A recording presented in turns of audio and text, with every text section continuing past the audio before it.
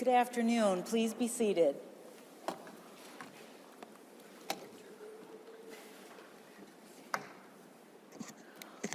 Well, good afternoon to everyone, and welcome to this very special session of the Minnesota Supreme Court.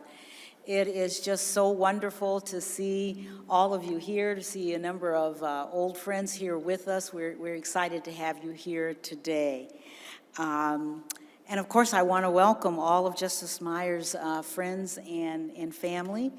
We're happy to have you with us as well. And I do see, I'm looking for other justices, but I see our former Chief Justice, Lori Gilday. Welcome to you, Justice Gilday. And it's where somebody said Sam. There you are right there. And Justice Hanson, it's good to see you, Sam. Any other justices with us? Yes. Yeah, nobody. Yeah, no, we're going to hear from that guy later. So good to see you, Justice Anderson. But again, welcome. We started this career presentment in 1981, and it was the brainchild of one of our former state court law librarians, Marvin Anderson. And we started the presentations with Justice Fallon Kelly. And we have continued it with our current law librarian, Liz Reppy, who has done just an incredible job in coordinating it and working with each of the retired justices to see what can be a long project, but to see that project through to the formal presentation, much like the one you will see here today. And what we do here today is important. It's important because it memorializes the history of this amazing institution, the Supreme Court of the state of Minnesota, and the tremendous contributions and sacrifices of the justices who have served on this great court. The books are just amazing. If you get a chance to look at Justice Myers and others, please do so. They catalog the justices' opinions, speeches, pictures, other memorabilia, special events, news stories, and the many unique contributions of the individual justice. They are truly remarkable pieces of history. And if we do not take time to mark milestones such as this, we are in danger of forgetting the rich, rich history of this court and its members. Justice Meyer served on our court from 2002 to 2012, and so today we thank you, Justice Meyer, for your steadfast service to our court and to the state of Minnesota. Both are better because you were here. And so now I'm going to turn it over for some remarks. We'll first hear from Liz Kramer. Liz, welcome.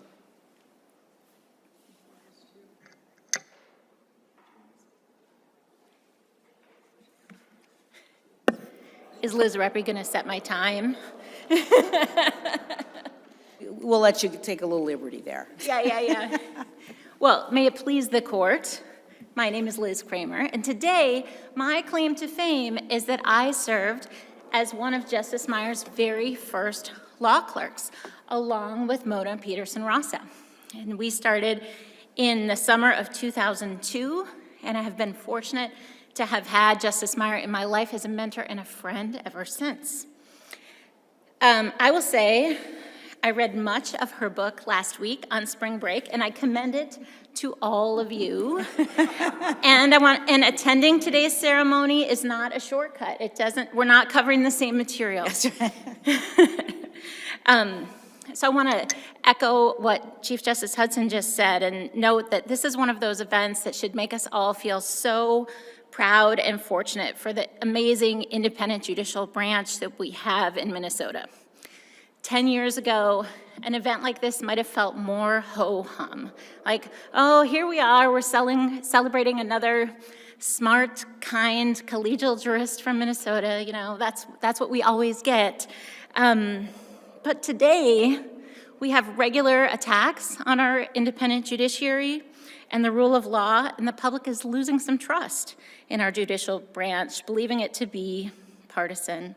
So I am really happy that we're pausing in this moment to hold up Justice Helen Meyer as an example of what makes Minnesota's judicial system so great. We need to celebrate the very things that we sometimes take for granted.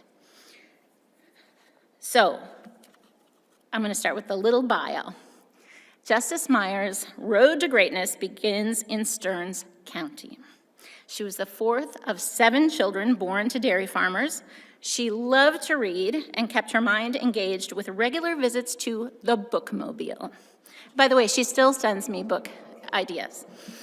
She worked her way through college, eventually obtaining a degree in social work from the University of Minnesota, and then worked with juveniles in the psychiatric ward at Fairview Hospital. 3 years of that work convinced her to go to law school. She enrolled at William Mitchell at a time when only 1/3 of the class were women. Soon she was working during the day at Schwabel, Getz, Sieben, and Hansen and attending classes at night. She graduated in 1983. 4 years later, in 87, she started her own personal injury firm with Fred Pritzker, and then in 1996, again started a new firm, Meyer and Associates.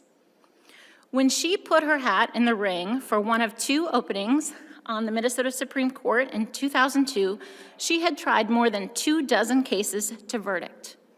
She was one of the few women in Minnesota who had passed the rigorous standards to become a national certified trial lawyer, and she had a thriving private practice. But she was called to public service after 9/11. And she knew that she had something to contribute to the court as a trial lawyer from outstate Minnesota with experience in courtrooms all over the state. Out of 74 applicants, Governor Jesse Ventura chose her. She proceeded to spend 10 years serving on the court, as Justice Sam Hansen wrote, as the heart of the Minnesota Supreme Court. So, from my perspective, as an advocate and a former clerk, here are 5 lessons I believe we should all take from Justice Meyer's example. First, understand the assignment. Justice Meyer came to the court as a farmer's daughter, a social worker, a trial lawyer. These were the very perspectives that Governor Ventura wanted on the court, and Justice Meyer did not shy away from offering them. Her life experience helped her understand the issues facing many of the litigants who came before the court, and helped her craft holdings that could easily be converted into jury instructions. Second, dance backwards. Justice Meyer is great at dispensing wisdom.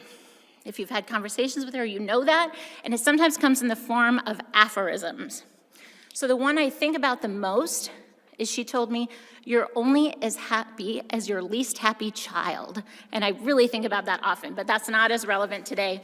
The one she told me that's more relevant today is, "Ginger Rogers did everything Fred Astaire did, only backwards and in heels." Her entire law career, she was one of just a few women in rooms full of men. And when she joined the court, she was one of 2 women on the court. She knew that expectations were high and there was little room for error. So she was impeccably dressed every day. She revised her opinions again and again to ensure that not one comma was out of place and all the rules from Strunk and White were followed. And she worked tirelessly to get to the right answer and to bring her colleagues along. Third, mentor the next generation. One of the great blessings of my clerkship was the amount of time that Justice Meyer spent with me and my co-clerk. I had a JD, but lacked any practical knowledge of how cases worked and how decisions should be made. She spent time explaining her thinking about the cases and why she was asking us to research additional issues. She explained the reasoning behind edits she made to our drafts, why the flow of an opinion would be better if this part was here and that part was there, maybe why some of my footnotes were extraneous. And she praised our work when it deserved it and was honest with us when we missed the mark. She was a great teacher. In addition, she has always been willing to talk to us about her personal life and how she combined her career with family and why she made the different decisions she has made. That generosity has continued over the decades. She's always willing to offer wise counsel about a job change or some difficult personal period. I know that's true for me and the rest of her clerks. In fact, she's even broadened the circle of trust, and she gave advice to my husband when he was first looking at judgeships. Fourth, think big. Justice Meyer has always been keenly aware that issuing judicial opinions was just one of the ways she could serve the public. When she saw systems that were not working for children, families, or women, she set out to fix them. She served on the Juvenile Rules Committee and the Children's Justice Initiative while on the court, and after she left the court, she established a transformative child protection clinic and institute at Mitchell-Hamlin, and was a founding board member of Global Rights for Women. Each of these efforts reflects her willingness to think systematically and creatively about endemic issues in our justice system and to courageously work to solve them. Fifth, and finally, wear the robe lightly. Lawyers love to joke about black robe disease. And you all know that accuses judges of getting big heads and thinking that they, and not the litigants, are the stars of the show and might generally be or become pompous or condescending over time. But that never happened to Justice Meyer. She asked questions that she wanted answered. She was never intending to embarrass or debate the advocates. She listened carefully, and she didn't seem to care whether she impressed people. She just wanted to get it right. The best evidence of her relationship to the job is that she hung up her robe early, before the mandatory retirement age. In the book, she writes that, quote, "I felt that I had contributed enough," end quote. It's a radical idea. So, those 5 lessons that we can take from Justice Meyer's career are just some of the reasons that she is a shining example of a Minnesota jurist. So, congratulations on finishing your career book, Judge, and thank you for your service. Thank you so much, Liz.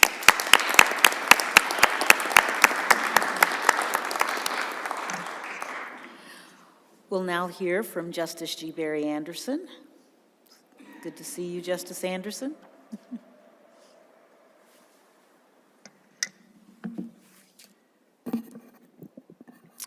I was concerned I'd get lost from walking from the table over here, but I figured out the path, and I think we're good. Thank you, Justice Hudson, for that introduction, and thank you also to my good friend Liz Kramer for her kind and thoughtful remarks about her time working with Justice Meyer. I had the privilege of working with Justice Meyer from the time of my appointment to the court in 2004 until her departure in 2012. We discovered along the way that we shared some common history. We're both children of Greater Minnesota, Stearns and Blue Earth counties, respectively. We were both engaged in what I call the retail practice of law, representing ordinary Minnesotans with some straightforward and some complex legal problems. We were both certified civil trial specialists, and our practice was principally civil trial work. Oh, and one other little factor, we both happen to be parents of 3 boys, now 3 young men, with all the joy and adventures that status might suggest. Right? Right. There are lots of ways to describe the career of Justice Helen Meyer. We could begin, for example, with a cataloging approach. During her time on the court, she wrote 200 opinions, 146 majority opinions, 34 dissenting opinions, 16 concurring opinions, and 4 opinions concurring in part and dissenting in part. We heard from Liz some of the volunteer work that she did post her time on the court on children's justice issues and in other ways, but also as a member of the court, she served as chair of the Judicial Council Work Group on legal representation of parents in child protection cases, and was also the court's liaison to the Children's Justice Initiative. And after her service to the court, she was called upon to help the court with some other matters. that's just a catalog of what she's done. Doesn't really reflect her commitment and work. There are other ways to describe her service to the court and the people of the state of Minnesota. Descriptive terms that would apply include thoughtfulness, attention to the rule of law, clarity, modesty, brevity. Some of us aren't all that familiar with that word, but it applies, as you will see in a minute. And above all, that the court was resolving disputes that involve real people facing real consequences. Now, as one of the junior members of the court way back in the Stone Ages, I had the privilege at conference of often following Justice Meyer. I can't speak for any other junior members of the court, but I can say I enormously benefited from focusing on listening rather than speaking as a rookie justice. My wife thinks I should continue that practice. It's kind of fallen into disuse, but we do the best we can. Justice Meyer would explain whatever she thought was happening in the case before us and what we should do with whatever Gordian knot we were attempting to untie. And nowhere were those characteristics that I described earlier more on display than during that process. All right, so if we're going to talk about her work, let's look at a couple of examples. Her most cited opinion is State versus Ramey, an opinion released in 2006. Ramey dealt with a petitioner seeking post-conviction relief and stands for the proposition that once plain error is shown, the burden is on the state to demonstrate that the crime did not affect the defendant's substantial rights. That opinion has been cited over 1,300 times. Now, it was not without controversy, and two of the justices who dissented from that opinion are here today. But what you see reflected in that opinion is her concern about fairness for those appearing in our courtrooms. And you see an echo of, I think, the Fifth Amendment, placing the burden on the state rather than the defendant. I don't know that I'm persuaded yet, but it is a remarkable piece of work. Let's look at her last opinion for the court, as she was leaving the court in 2012. This was a workers' compensation case. Justice Barry Anderson writing a 14-page opinion. Justice Paul Anderson writing a thoughtful and comprehensive 21-page opinion, both of us in dissent, or him in dissent and I writing the majority opinion, and then Justice Meyer dissenting in a half-page, 2-paragraph dissent. So short, clear, and direct, I can and will read it to you. I know you all came here today to hear this. Quote, an employee is required to give notice of a work injury to an employer in the case of a Gillette injury. The notice period begins to run from the time it becomes reasonably apparent to the employee that the injury has resulted in or is likely to cause a compensable disability. The worker here did not have sufficient knowledge to know he had a compensable work-related injury, and I would therefore hold, as did the WCCA, that substantial evidence did not support that conclusion. That's the opinion. And what you see reflected in that opinion are all the essential elements of why she dissented, her concern for the worker who did not have the knowledge necessary to be held to the standard that she thought the case required. That, incidentally, is Anderson versus Frontier Communications. That Anderson is unrelated to the other two Andersons. This is one of the unique features of the Minnesota jurisprudence, and we no longer have a court with any Andersons, but you seem to be getting along fine without that. Justice Meyer has always been of the view that 2 words are better than 4, and 4 words are better than 8. Finally, let me close with a historical note. One of Sam Hansen's parting gifts to the court as he was leaving, and Sam is with us today, was to put together a formal historical succession chart. And it was my privilege, late in my time on the court, to work with then Commissioner Rita DeMules. That means that Rita did most of the work, but never mind, to update that chart. The seat occupied by Justice Meyer is seat number 8, and it's a dream team of Minnesota Supreme Court justices. Includes her predecessors, Justice Sandra Gardebring, Joan Erickson, and her successors, Wilhelmina Wright, Margaret Chudich, and a worthy incumbent serving today, Justice Gaitis. Justice Meyer had the privilege, like all of us who have previously served on the court, to provide wisdom and guidance as possible to the circumstances and cases that were before us. Then the wheel of history turns and someone succeeds us, but the work that we've done remains. Justice Meyer, your work will stand the court in good stead. You are a credit to those who preceded you and a guiding light to those who followed you, and that light will continue in the years ahead. It is my privilege to speak on her behalf. Thank you for your service and thank you for the opportunity today.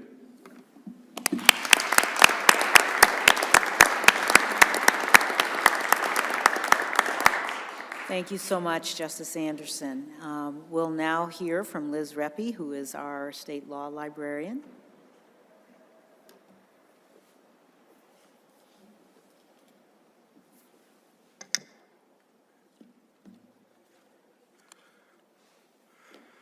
Thank you, Chief Justice Hudson. Of the tens of thousands of items housed in the collection of the State Law Library, the Justice Series of career books is among the most precious to us. The Minnesota Justice Series was designated to provide histories of the court's justices and the work that they do.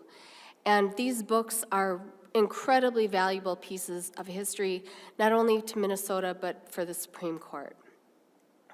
This volume, entitled The Legal and Judicial Career of Justice Helen Meyer, is the 19th book compiled by the State Law Library. It will be available in the State Law Library to be used by researchers.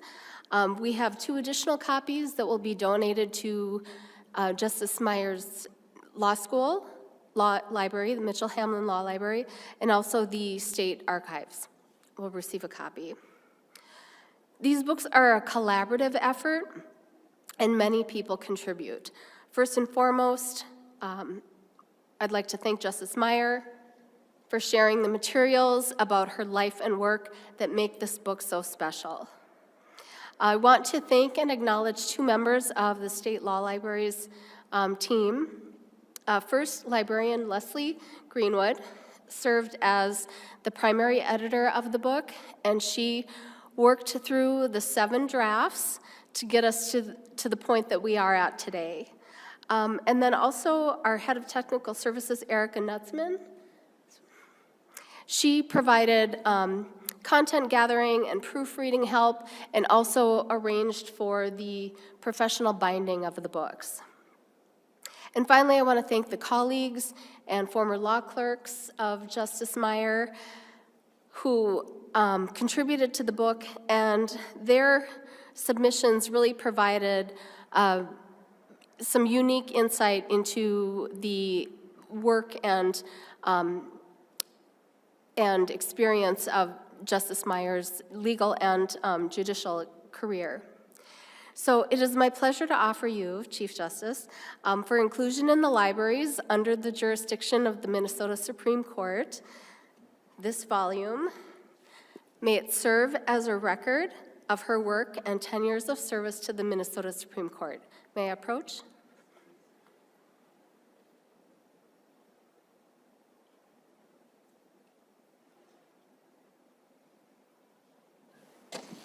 Thank you so much, Liz.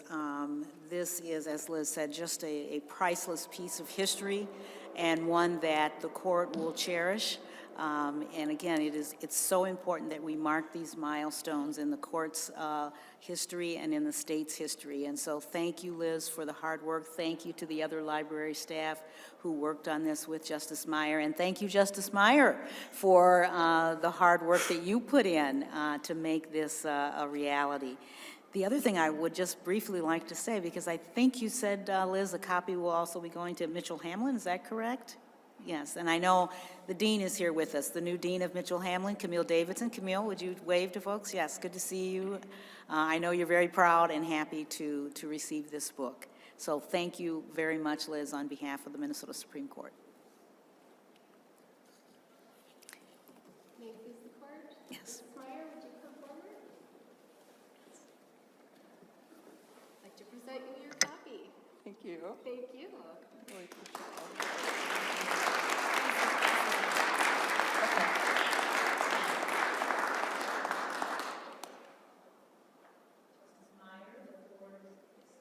Justice Meyer, the floor is now yours. You know, I was thinking what would be fun is to read the majority opinion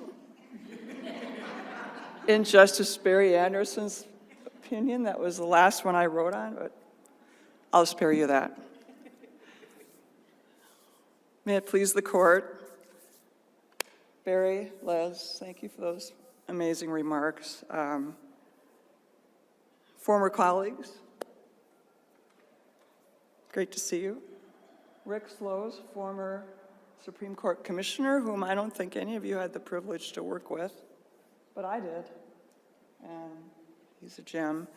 I have to thank the law clerks who are here, former law clerks. I have to thank my family who came to support this event.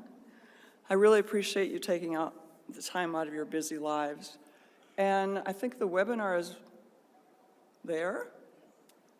Shout out. I know who you are. It's great to see you. Anyway.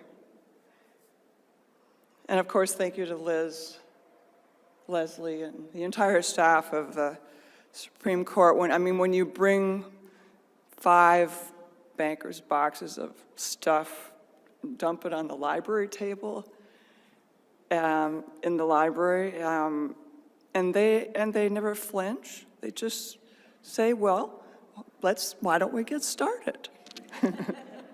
And it took a while, and did you really mention the number of drafts? I was kind of legendary for that.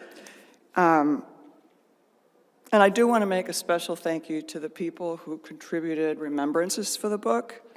It's the best chapter. I recommend you read it, but you'll have to get in line, apparently, to check out the book.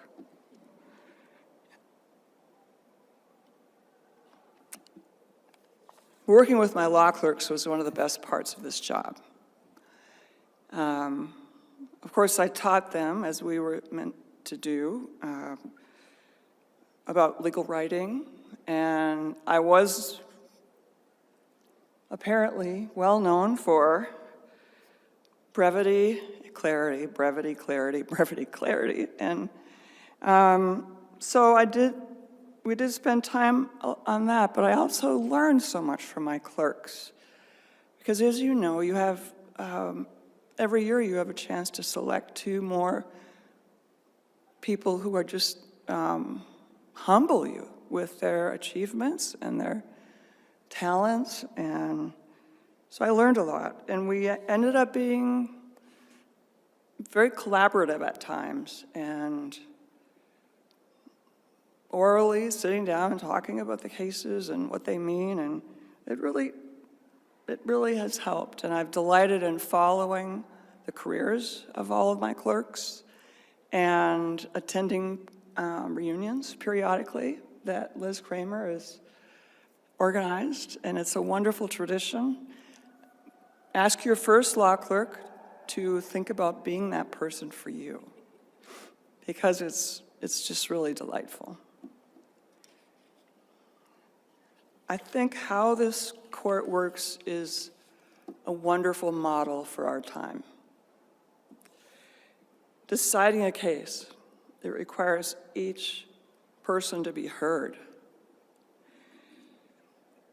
Everyone speaks, then you listen, and then they debate, and the opinions are strong and spirited, but always civil. Always civil. And it requires you to think as an independent, but to really listen and be open to persuasion. And we need so much of that in this time. And so I'm thrilled that I had that experience, and thrilled that I can be someone who, in my civilian role, can promote this kind of discourse, because it's hard to find. It was a thrilling job. The process of deciding really important questions with 6 other amazing colleagues, It was the best part of the job. But, can I quote you, Sam? It was also the worst part of the job. He's the one who said it out loud for his first time, so I thought, well, I can say it.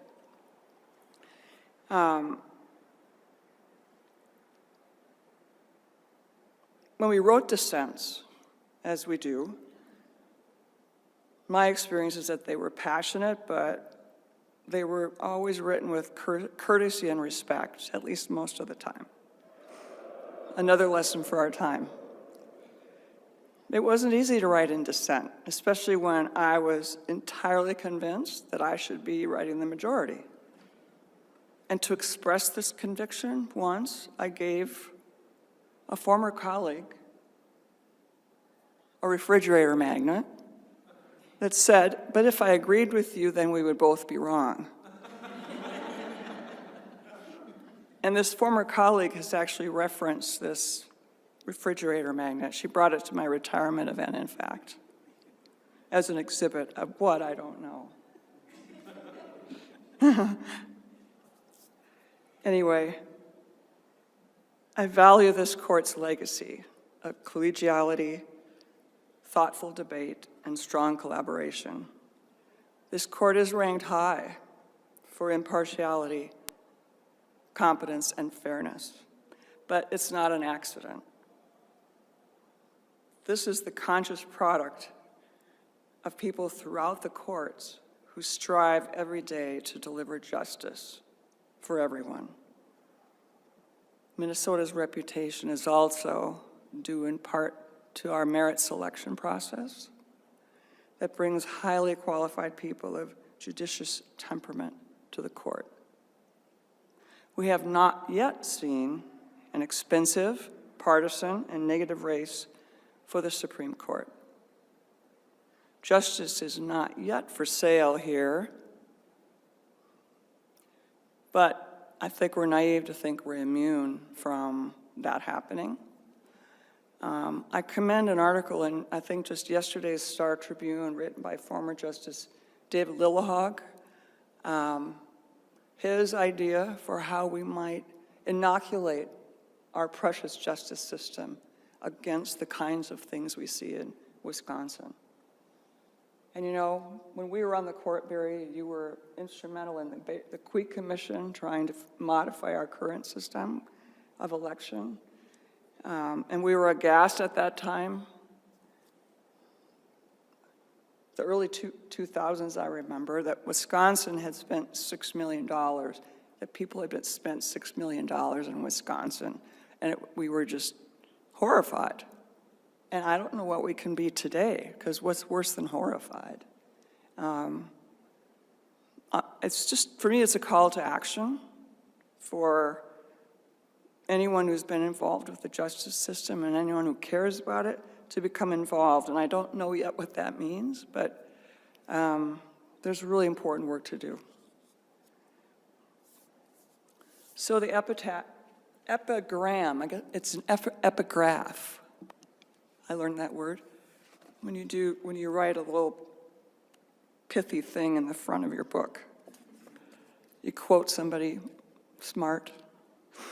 Well, my quote is from Helen Keller.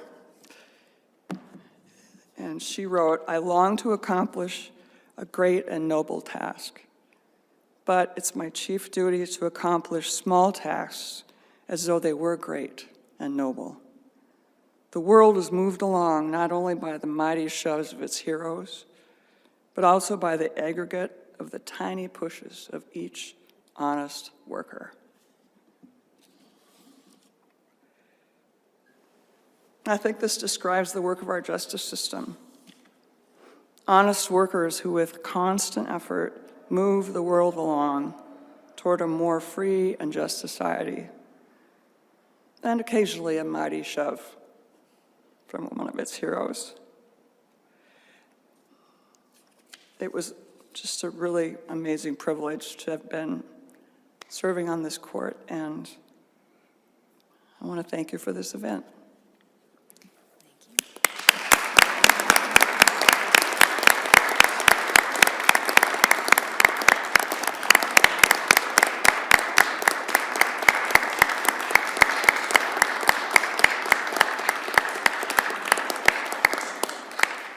Thank you so much, Justice Meyer. It's just an honor to have you here with us today.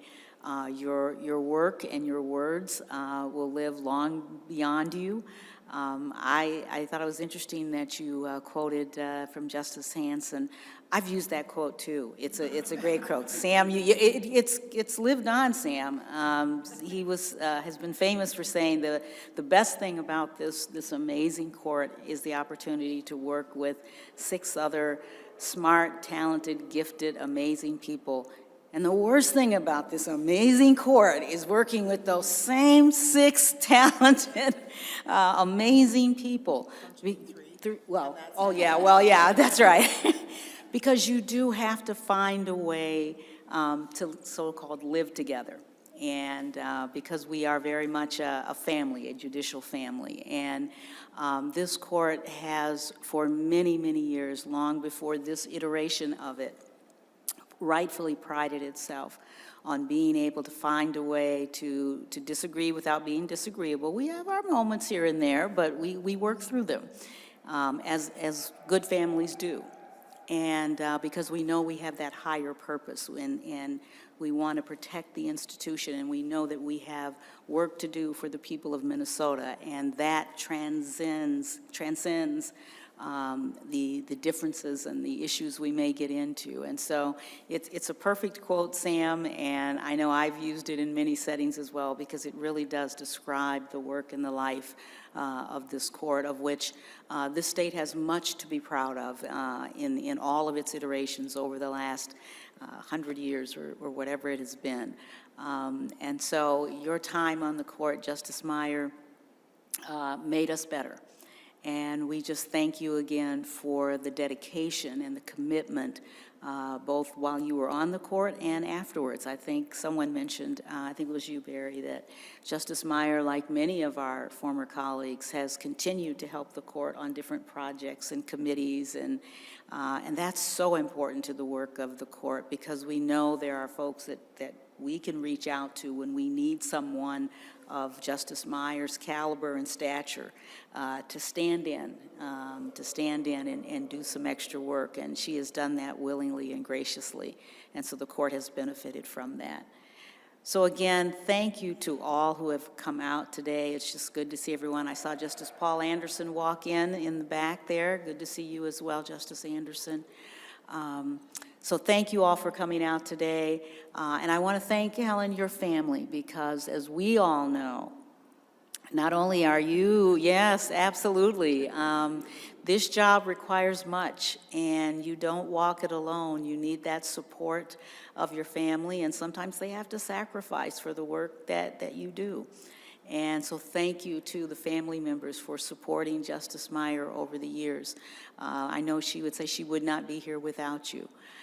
And so with that, we are about to adjourn.